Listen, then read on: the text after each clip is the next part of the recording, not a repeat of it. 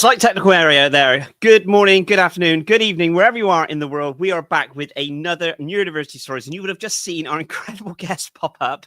We're so excited that we just brought him on straight away. So we have another amazing guest today. We have Gavin Simpson, who I have been following his incredible work that he's been doing on LinkedIn, sharing his amazing message, and we are going to be bringing him to speak to you guys today. Another fantastic, amazing guest. So please do stick around and listen about his journey.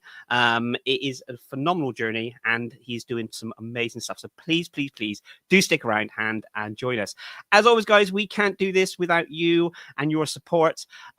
We would love to let us know where you're tuning in from. Thank you very much, James Alexander. Looking forward to this. Thanks for hosting Gavin Simpson. We are thrilled to have Gavin, and thank you so much for your comments. Guys, if you are tuning in from wherever you're tuning in from around the world, then do let us know. We reach many different countries, and we're very humbled for the support and kindness and everything that we're doing to try and raise more awareness around neurodiversity. So I want to say a massive thank you to you. I want to say a massive thank you to our guests. And I also want to say a massive thank you to our sponsors. So I've been working with Promova now over the years, probably about 3 years. But I was contacted to put together the most incredible course to help organizations learn more around neuro-inclusion. So I want you to just take a second, just have a look at our course. Hi everyone, I'm Darren Clark, and I'm really excited to welcome you to this course on neuro-inclusion. Over the years, I've founded several businesses, spoken on stages around the world, and worked with organizations like Nike, Disney, Barclays, and HSBC to help them build more inclusive workplaces. But the heart of everything I do comes back to one thing: helping people see neurodiversity not as a challenge to manage, but as a powerful part of human diversity. Throughout this course, we're going to explore practical ways to make workplaces fairer and more inclusive. From recruitment and onboarding to communication and well-being, it's not just about policies or processes, it's about culture. When teams understand and value how different people think, everyone benefits. My hope is that these lessons give you the insight, confidence, and real-world tools to take back your own workplace. So guys, that is our course. Please do check out. The links will be in the comment section. And if you're watching this on replay, you'll still be able to get it on that section as well. So without further ado, I want to welcome the most incredible guest today, Gavin Simpson. So today on Neurodiversity Stories, we're joined by someone whose journey challenges every assumption about background, talent, and what it means to rise. I'm absolutely thrilled to have Gavin. He is the founder of Binman to Boardroom, a movement, a book, and an honest reflection on his journey from manual labor into the boardroom, all while discovering and embracing his neurodivergent identity. His work focuses on social mobility, turning lived experience into leadership strength and helping organizations unlock the untapped potential of people who think differently. Phenomenal guest, incredible human being. Please do sit back and enjoy our conversation as we welcome our guest.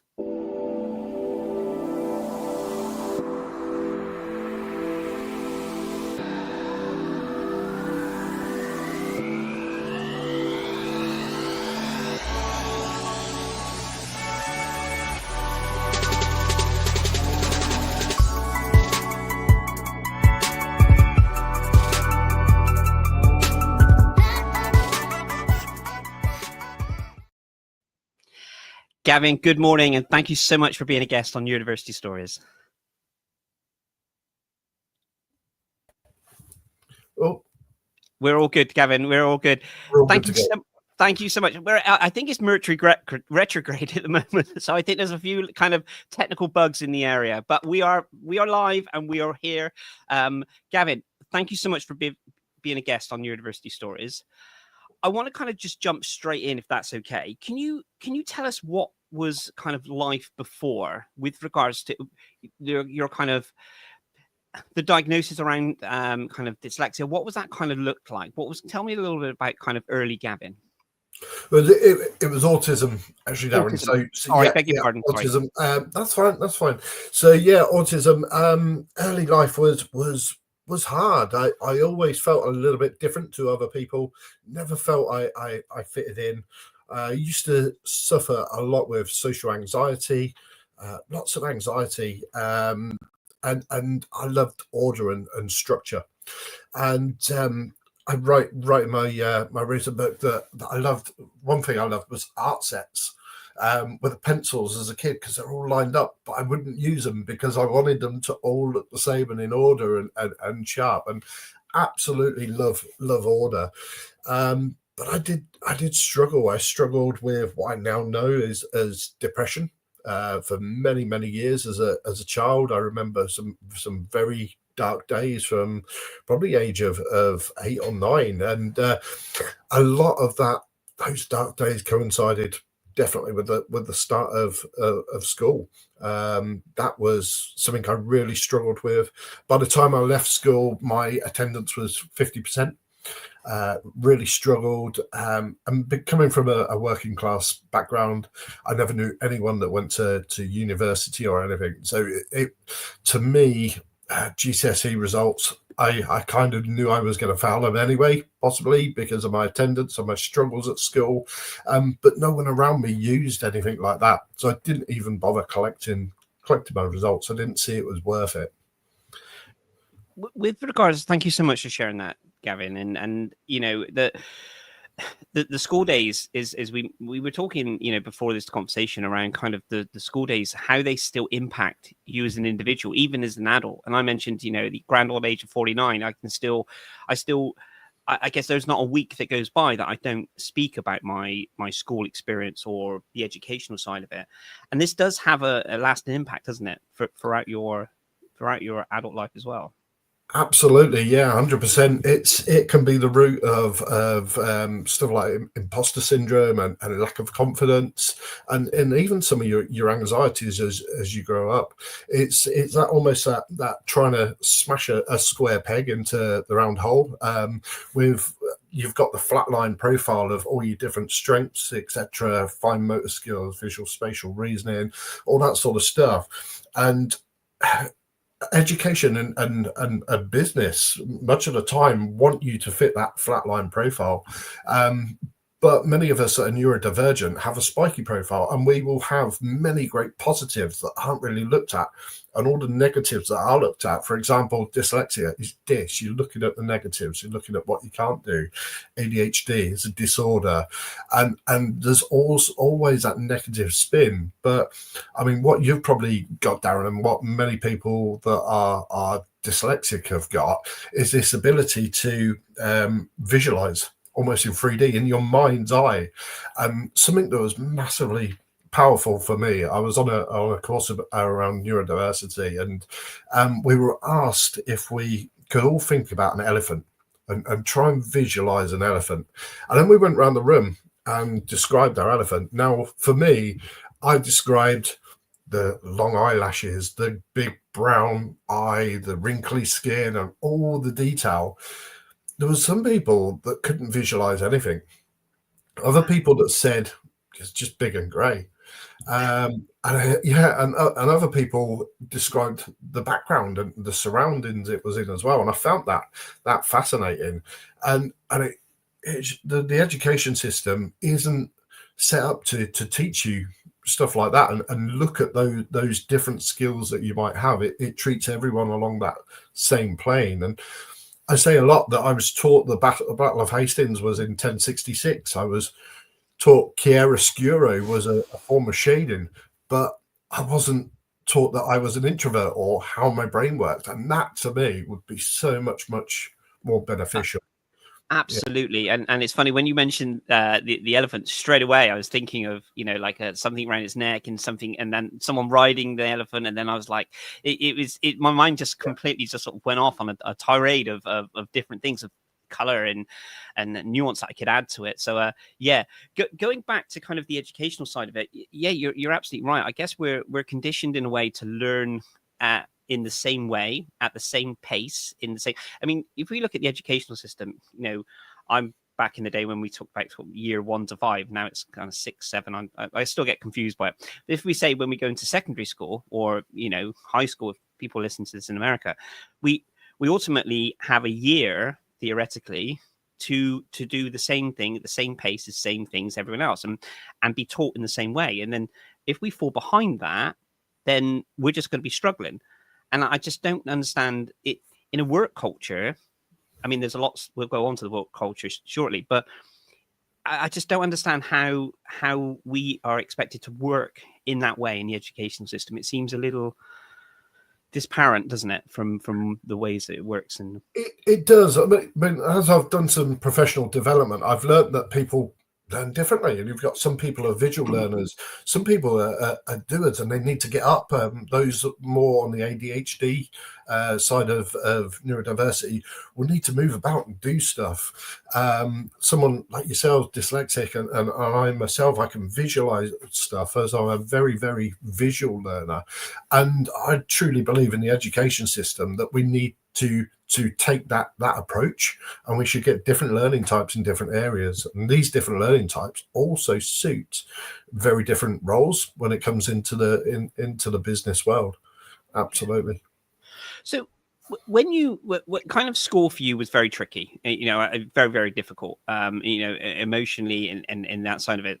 What was the kind of, because you what was your kind of motivation then with regards to when you kind of left school and went into kind of the workplace? What was that transition like? Was it very difficult?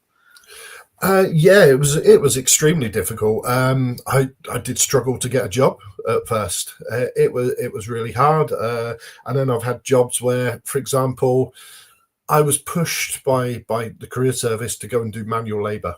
That wasn't me. I wasn't very dexterous. I wasn't very fit. I wasn't one of the lads. I was very much a loner. And my first job was a felt roofing company, and I was bundled in the back of the van and driven about 30 miles away, and this sat on these rolls of felt in the back of the van. There was very much a lack of health and safety then, and up and down this ladder with kegs of bitumen on my shoulder, and I lasted 3 days. It was just not me, but that's what I was being driven to, because the view was, if you're no good academically, that's what you're going to go and do, and it just wasn't the right environment for me. Environment's something I talk a lot about. In some of the talks I talk about, for example, we're all like different plants. So can you imagine a cactus, an orchid, okay, and a sunflower, okay, and a rose? So you've got those, you put them all in one environment, such as a classroom or an office environment, okay. Maybe that environment is the equivalent of an arid dry desert, because the leader there, or the culture, is driven by a cactus, and they know that the best place to survive and thrive is an arid dry desert. So then you've got the rose and the orchid, and they're all struggling, and they're not blooming, they're just dying. And we need that awareness of everyone needs a different environment in order to thrive. And if we can try and create that, it'd be so much beneficial, so much more beneficial. I know, yes, we need to push outside of our comfort zones, and sometimes that rose needs to go and stay in the desert and become a little bit hardy, but we need an awareness that you can't do that all the time, because that's going to just burn you out and you'll wilt, and yeah, off you go. Absolutely, that's a beautiful analogy, and you're absolutely right. Those environments are so different, and each one needs the conditions and the water and the care and everything else to thrive. And it's the same, with the human side of it. With regards to kind of support, then, was there? I mean, I look back on my careers day with school, which was just, I remember going into the school kind of gymnasium, and there it was, where they kind of had, basketball nets at both the sides and stuff. And I always remember there was two pacing tables, one at the very far end. I don't know why they separated them out. Maybe they just thought that it would be better. But one at the very end, where at the end of the hall, and one here. And there was two people there for a careers day. Not like they have now, where you go to these universities and colleges and stuff. They've got, a plethora of different tables. I kid you not, I went in. There was one from the army that was looking for, and they used the terminology cannon fodder. That was what that was their terminology that they used, and I didn't even know what that meant, that terminology. So they were trying to sign you up to join the army, and the other pasting table was a lady from the council, and so the advice I had was either go and join the army or go. And the lady from the council was there, and I kid you not, I wish I kept one of these. Was a pamphlet, and it was a color-coded pamphlet, and it was the best ways to get a council house. And they would tell you things like if you were with a partner and then you had a child, then your score charts would go up. And we were kind of just sort of leaving school. So I remember leaving school. I mean, I left school similar to yourself, no qualifications, but with 2 pamphlets on that day, thinking, do I want to try and push for a council house, or do I want to push to go to the army? And what I'm getting at here is what was the kind of guidance and level of support for you leaving school and going into the world? Was there any one that spoke to you about certain things? Was there any guidance in that way? Not really. There was a little. So there is one great story around this actually, but I remember my careers day meeting. I went in. I was absolutely obsessed, as I would be being autistic. You do have these obsessions and stuff that you're so passionate about. And mine was fishing and anything to do with fishing. And a friend here, James, I know is listening, is also a passionate angler. And I wanted to be a fish farmer. And that's what I told my careers teacher or a professional angler. And I was told, no, you can't. No, almost laughed at me and said, no, you need to look at CITB and get into the construction industry. And so that's the only advice I was given. But one great story from this is I had one teacher, Mrs. Cooper, who I know now as Jane. So Mrs. Cooper was my English literature teacher, and when I was really in school, I was behind. Mrs. Cooper would give me this separate little classroom. It was actually a teacher's office, and I'd go in there, and she'd give me a 400-word essay, and write 800 words. I just couldn't. I had this knack. Once I started writing, I couldn't stop. And that was the only spark I had in me for when I left school that I might be good at something. That stayed with me for years, how that teacher treated me. And as I was writing my book that we'll probably come on to later, I thought back to this teacher, Mrs. Cooper, and why was she different? I've thought much about it. I used to speak to Mrs. Cooper about fishing a lot. And I used to tell her that I wanted to be a professional match angler.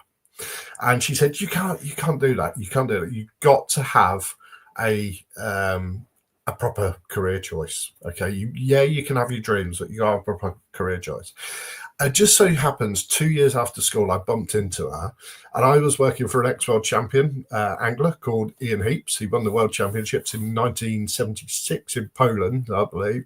And I was working with him and 2 other ex-world champions, touring the country, doing fishing road shows and getting paid for it.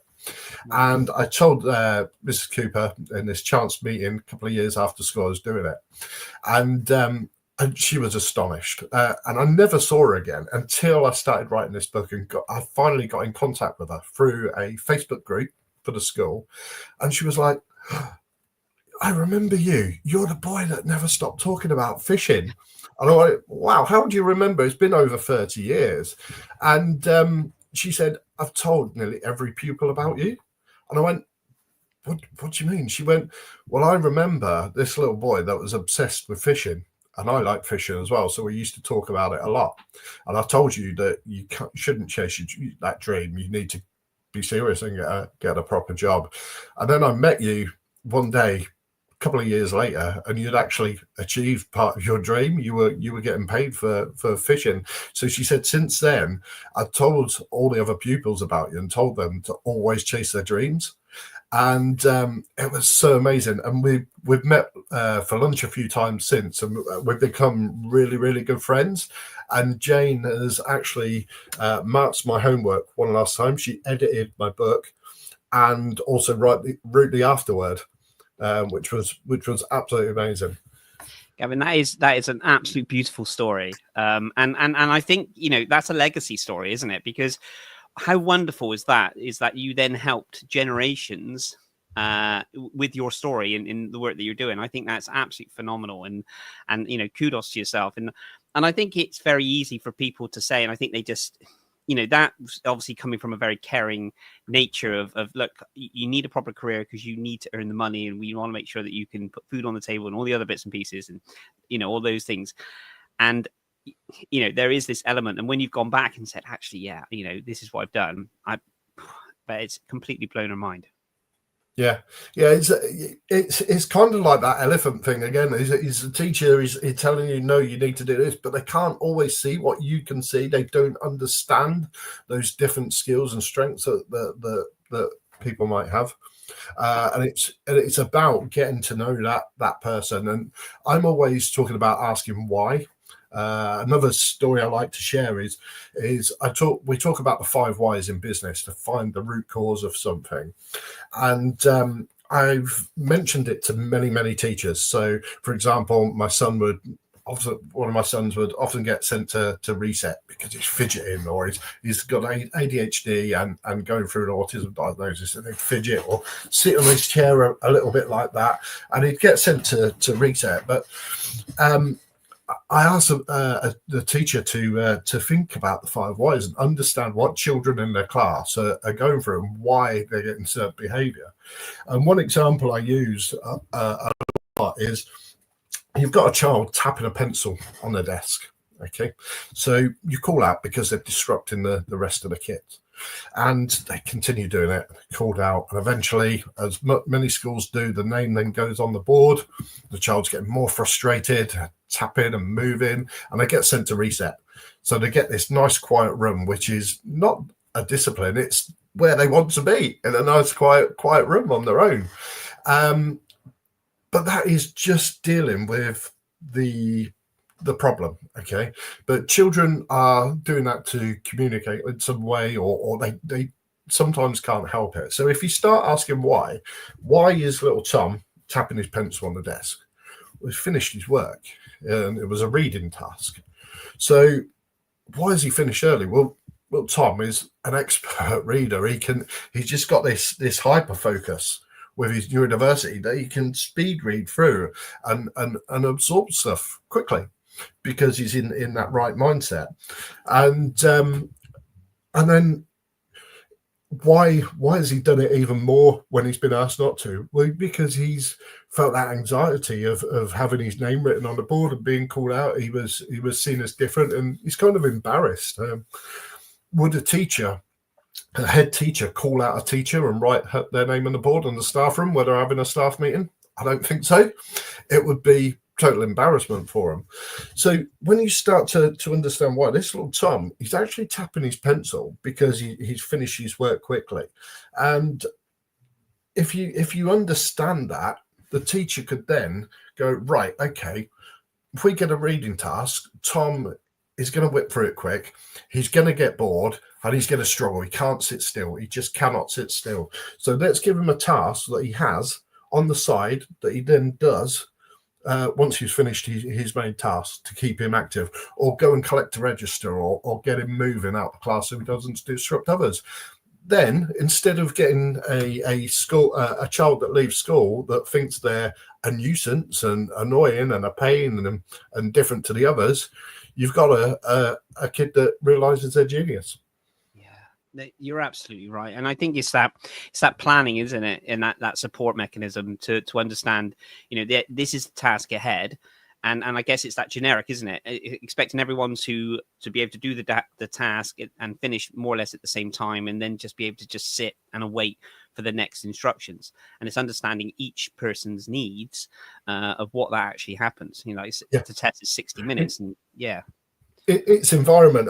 And one thing that started to, as I started to go through an autism diagnosis later in life, and as I started to learn about myself, I did a management development course, and we were told about storytelling and how powerful storytelling is. And part of that, we were played this section of a TED talk. I forget the guy's name who was talking, but instead of having the effect of teaching me about toy storytelling, this taught me something completely new. So this guy was talking about a little girl called Gillian Lynn, who's now known as Dame Gillian Lynn. I'm not sure if you've heard of Dame Gillian Lynn. Yeah. So she was a little girl in 1930s, sat in this classroom, and she was that disruptive child, like little Tom that I just described. And she was going to get expelled from school. She was getting disciplined at school because she was disruptive, and she was taken to the doctors by her mum. And they spoke to her, and the doctor said to her mum, "Can I just talk to you outside?" And turned the old 1940s wooden radio up a little bit, went outside, and they closed the door, looked through the window, and little Gillian was dancing. And he said, "Look, I want to tell you, your daughter isn't broken. She isn't naughty. She's just a dancer." And from that, then they sent her to art school, and yeah, she's now known as Dame Gillian Lynn, with us no longer, unfortunately. But Dame Gillian Lynn was the choreographer of Cats, and was eventually a millionaire just through trying to find the right environment for that child and understanding that child. Absolutely, and how beautiful is that? And we, during, as this discussion's going on, this conversation's going on, you know, and I can't emphasize enough how much environment it played a part in the stories that you've, you know, the beautiful stories that you've shared. But obviously, you know, in everything we do, environment just really is so important, isn't it? It is massively important. It can have a huge impact, and a lot of people talk about the trend of diagnosis. And it's everyone wants to be a diagnosed, everyone wants to be a label, and you've got certain politicians. I won't mention parties, but now talking about how neurodivergent parents of neurodivergent children just want to make money. But it's trying to lost my train of thought there. But yeah, it's getting that right environment is absolutely key. That was it. The environment is come back now. Sorry, Darren. No, that's the neurodivergent brain for you, isn't it? All those sports firing off. So, but yeah, you've got to change an environment. Okay, so back when we were growing up at school, there was no mobile phones, there was no Facebook, there was no internet. Okay, the world was a much quieter place. Okay, there was much more discipline. You physically disciplined. One of my friends was dyslexic and physically disciplined at school because he struggled with his reading. So as we've changed, we're understanding more, we're asking more questions, we're talking about mental health more. So people have that ability to open up. Plus, you've got more noise coming in from everywhere. And I'm talking about lighting in supermarkets. You've got noise of traffic and everything's so busy, pings on your mobile phone. That creates a very, very different environment to what we had in the 1980s, which is why you're then seeing much more diagnosis. Alongside that, my thoughts are it's that multiplication effect. So you'll have one neurodivergent person, marries a neurotypical person, have children, it's genetic, you end up with 3 neurodivergent people, and so that pattern goes on. And this is why we're seeing more and more neurodiversity. Absolutely. Yeah. I want to kind of touch on the fact that you mentioned around kind of, you know, the I guess the enormous amounts of noise and distractions. Now, I know for me personally as an adult, I have to be really careful because I get led by my phone. So, you know, and it's like a, you know, I don't know, like a fruit machine continuously. It bings, it zaps, it makes all these different noises. And then I'm led literally, oh, it's a notification. What is that? It's an email. It's a social media. And you have to be really, really careful on that. How do you manage your well-being when it comes to kind of the distractions, I guess, or the continuous noise? Well, at one point, I removed myself from all social media except for LinkedIn, because I found that was a real emotional distraction as well as a an audible distraction with the notifications, etc. It was kind of a double-edged sword, because you get that notification, you get a like on your post. That's a bit of a dopamine hit, and that's something you kind of crave as well. And growing up neurodivergent, where you feel like an outsider and you get someone liking you, that again, it creates that dopamine feeling. So it can give you some real good feeling, but you can almost obsess over that. But then the other thing is, I found, is when you're struggling and you're going through hard times, you look at social media and all you see is the good stuff that people post, and you start comparing yourself to all the good things, and then it snowballs and cycles, and you feel worse and worse. So I made this decision to remove myself from Facebook, Twitter, etc. Everything apart from LinkedIn went at some point, and that made that was a huge benefit. Absolutely, really made a difference to me. But you've got to kind of, it's like that. Like I said, the rose sometimes has to be in the desert. Sometimes you need all this going on to make a difference, but you need to be aware of what environment you need, and you need to know where you need to go back to reboost your energy. And to me, it's been on my own. I'm very introverted, and thinking back, that's why I love fishing. It's the quiet, it's the nature, and sitting there, and your brain just calms. I don't know if you've ever, we've got kids, and you're in a noisy room, the kids are running about, and suddenly it stops. You can hear that deadly silence, and you're like, wow, you can physically feel the difference that makes. I had it the other week as well when I was in the supermarket, and some of these supermarkets get these Sen sort of mornings, so they'll have the lights on lower, and the music turned off or very low. And I was in the supermarket, and I found in the past, I think I just block it out.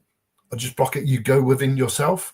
But I was shopping, and it was at the end of one of these sessions, and the lights come up and the noise went on. And I was like, wow. And it's just shocking how much that can impact you. But you just, because you just absorb it and don't take notice, you don't realize the impact that's having on you.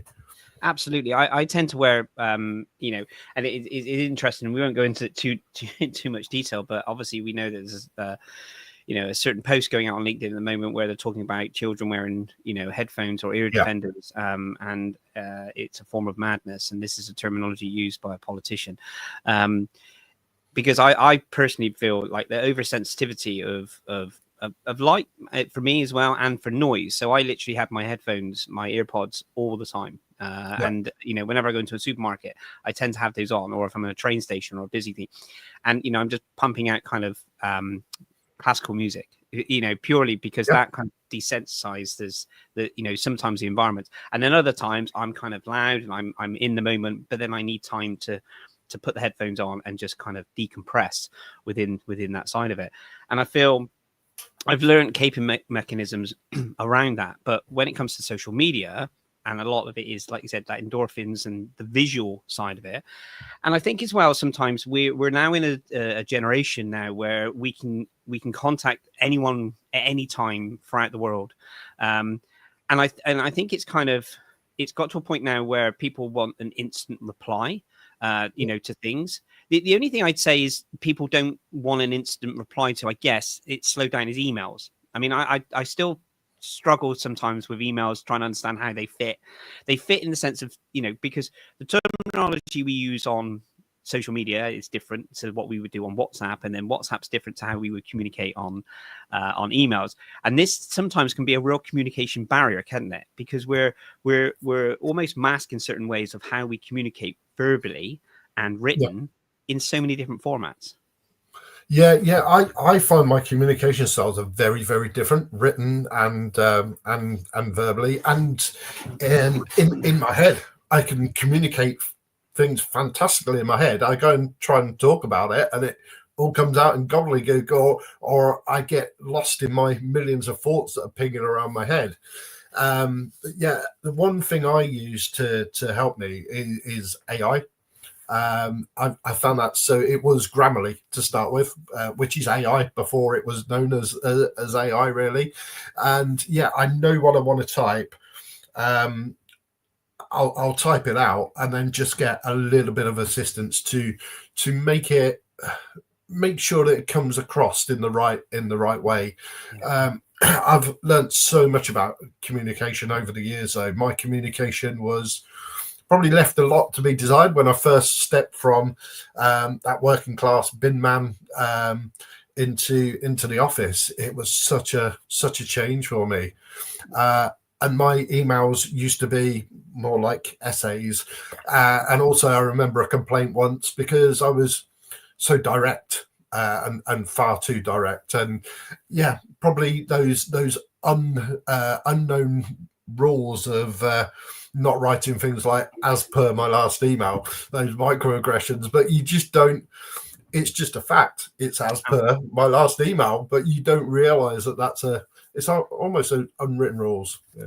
Absolutely. And I want to come on to now kind of talking about writing, because I've got a little surprise for you, Gavin. I've got your book here. Aha. So I want to kind of so for people that are listening to this, I'm holding Gavin's book. It's Binman to Boardroom. Do you want to tell us a little bit about how this book came about, and a little bit of kind of information about it that to our listeners? Yeah, so I kind of had this idea probably about 3 or 4 years ago, I think it was, that I had this idea that I was going to write a book about my journey. And the reason being is, one of the reasons behind it is I'm a lover of books. So you can't see here, but there's floor to ceiling bookshelves all around me. And there's one there that was no longer diagnosed, but Asperger's. We used to diagnose like autism as Asperger's. It's now autism spectrum disorder. And I read this book, and it was like reading my life story up until then. It was like so powerful, and it gave me validation, and it really, really helped me. It gave me as much validation as it did get my diagnosis. It made me believe that I'm not the only one going through that, and I wasn't mad. And it had such a profound effect on me. I thought, I need to do this for other people, and I need to write my story. I need to inspire others, that other people from a neurodivergent or lower social economic background can do what I've done. I've thought role models that really, really help, and I've had certain role models throughout my life. So I wanted to be that role model for other people. And it was the other thing, it was good therapy for me as well. It took me 3 or 4 years to write. However, I actually did most of the writing in probably just over a couple of months. And most of this was because of going through those thoughts of, what will people think?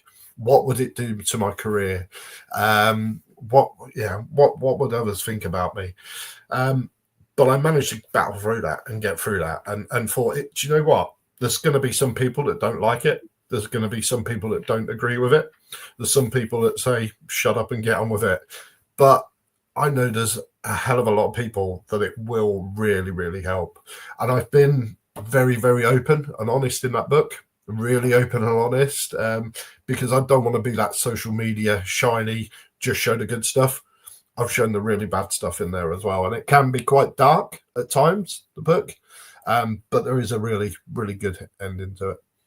I think what you've done effectively, Gavin, is you've like, when you told your teacher and you went back and then your teacher then tells the students, what this effectively done now is you've created I guess like a again, my dyslexia is kind of, you've created this book, and what that will do is it will help so many people to kind of relate to that. And maybe they're in a position that they're in now, and they think actually they want to aspire to be something else or do something else, and they understand now that the challenges that they go through, it's understandable. Like, you've gone through those challenges, and they can kind of relate to that. So you've created this book, which is going to be kind of a great stepping stone for people to relate to.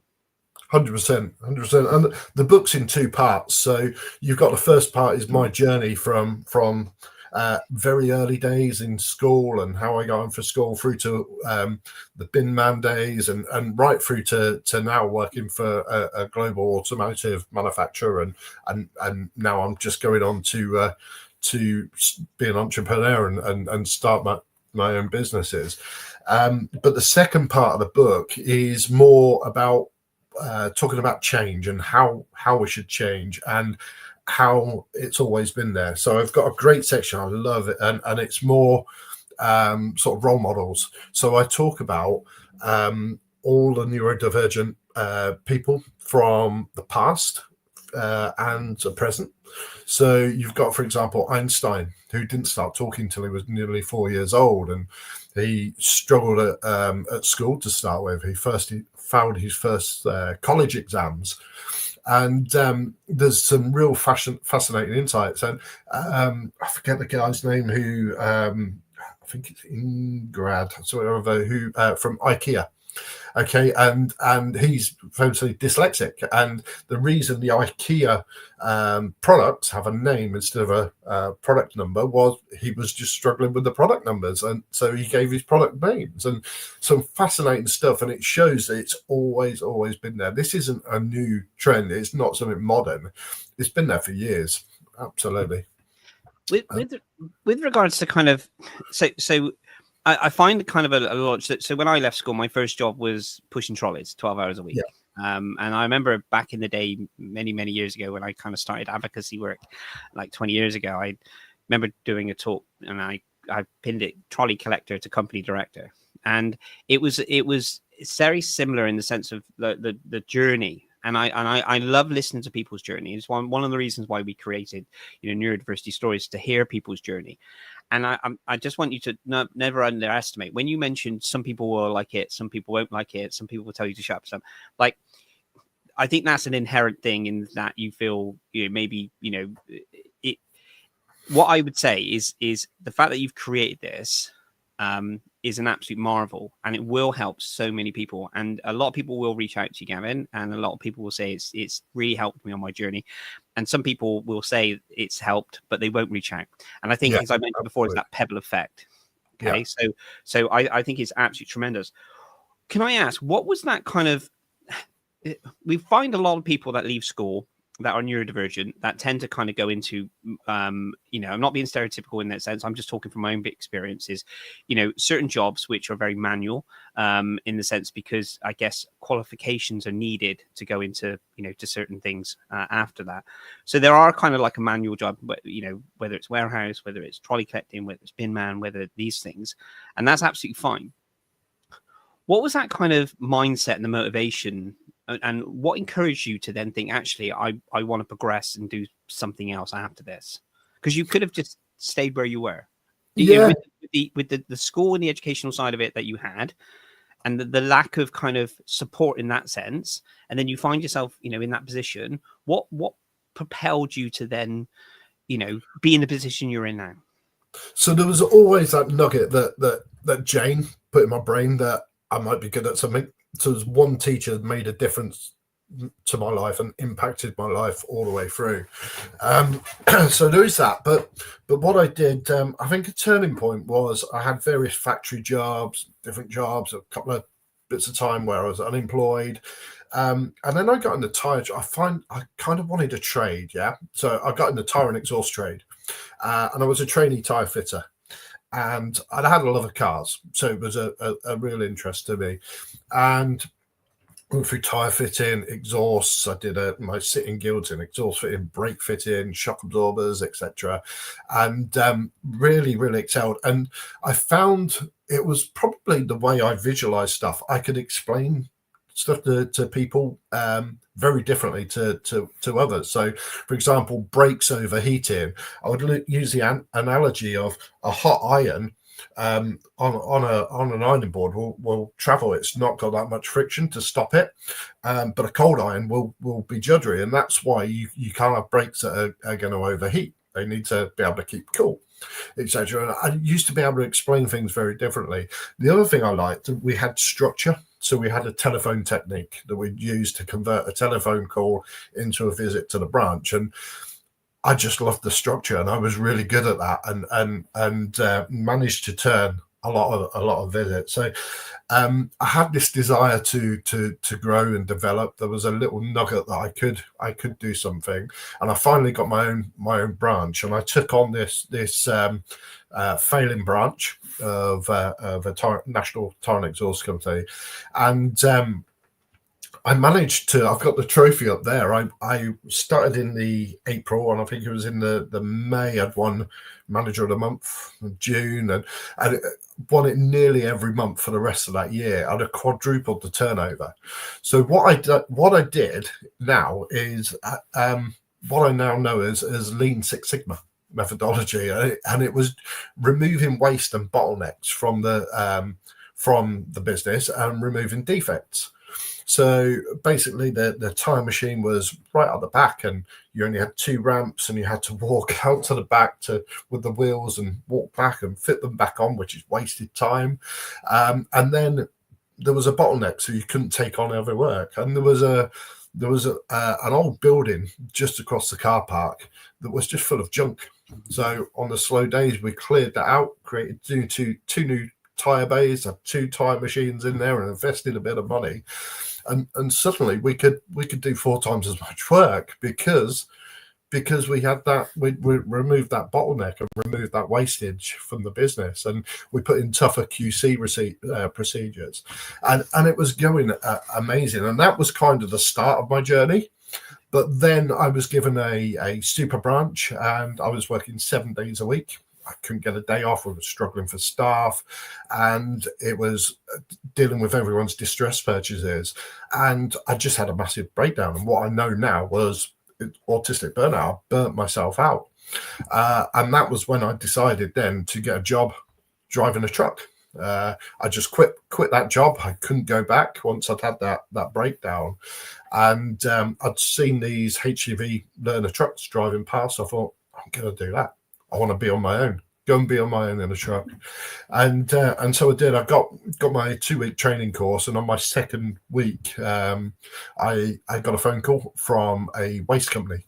Went for an interview and got the job straight away before I passed my test. And that's how I ended up driving a dust cart for 9 or so years. And it was good at first, but then it started to impact my mental health. Because I was on my own in a truck, people were talking down to you like you were really stupid, and I had these sort of visions of, can I do it again? I've got something in me, but I want to have another go. And I was offered the opportunity to go in the office as a traffic dispatcher, and they asked me if I knew what Excel was. I didn't have a clue.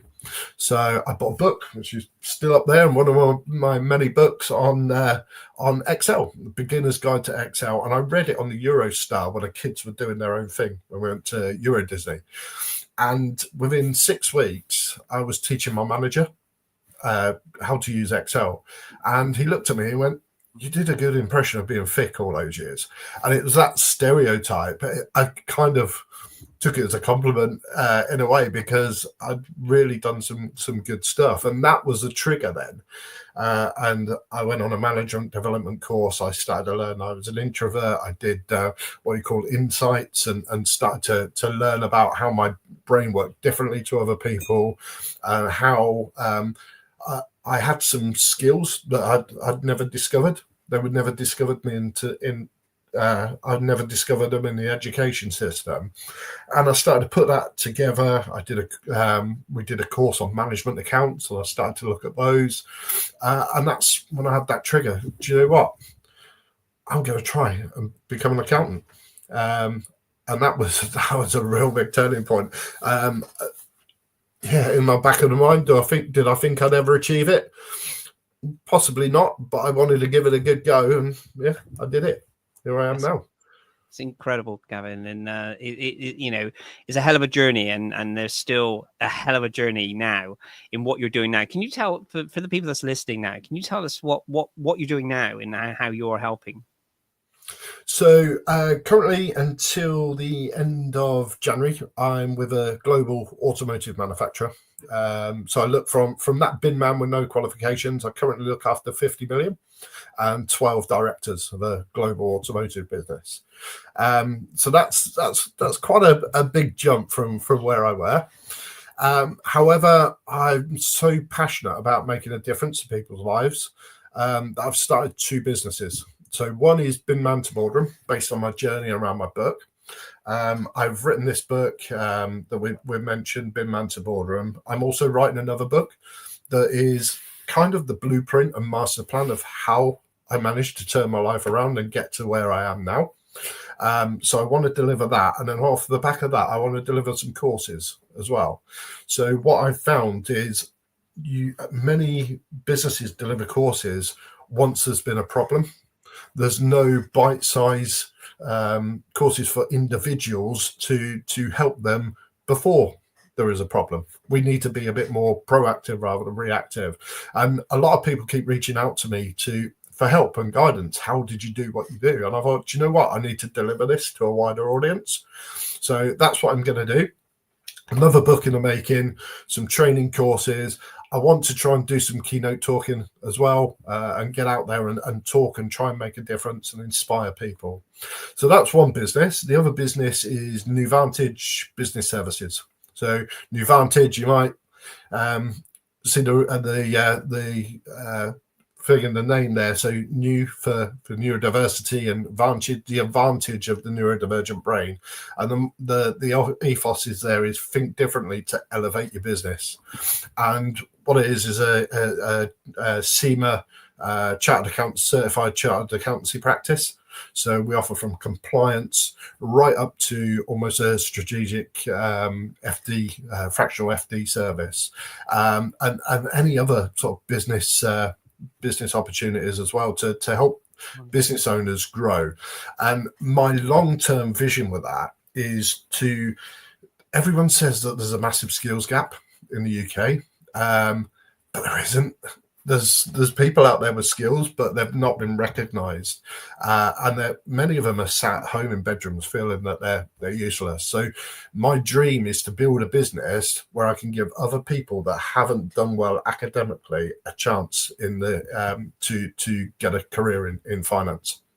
Well, Gavin, it sounds like you've got a hell of a journey, and I honestly wish you the very best with it. And what a journey you've been on, and you've got so much to offer within the skills and the knowledge that you've created, and the work that you're doing.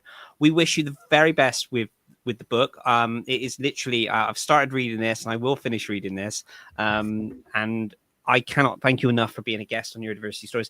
If people would like to connect with yourself, how do they get in contact with you? Yeah, so I'm on LinkedIn. I'm quite prevalent on LinkedIn. I do post on there a lot.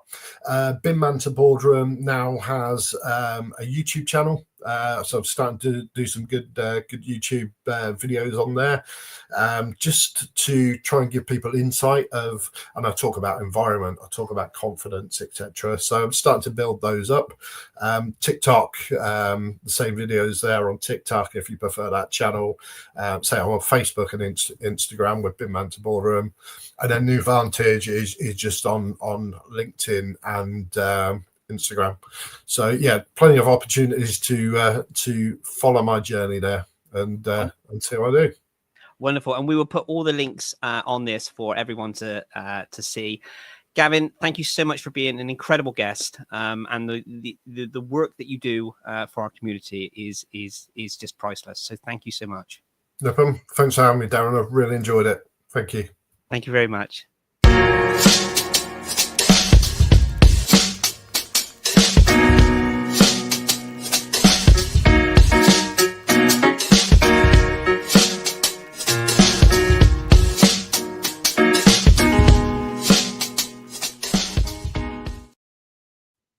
So guys, that was our incredible guest, Gavin Simpson. All of the details of how you can purchase the book, and how you can get in contact with him will be all in the comment section, and the links that you can have. As always, a massive thank you to all of your comments. We will see your comments on the actual thread of this conversation, so we can continue the conversation after we've had this discussion. So a massive thank you to Gavin, massive thank you to everyone that watches this live and watches this on repeat. Please do like and subscribe us on YouTube. That would be amazing. It means more than you can actually think, because it helps us put our channel out to connect with more people. Thank you as well to Promova for the sponsorship. Please do check out the course, and we will be back next time for another Neurodiversity Stories.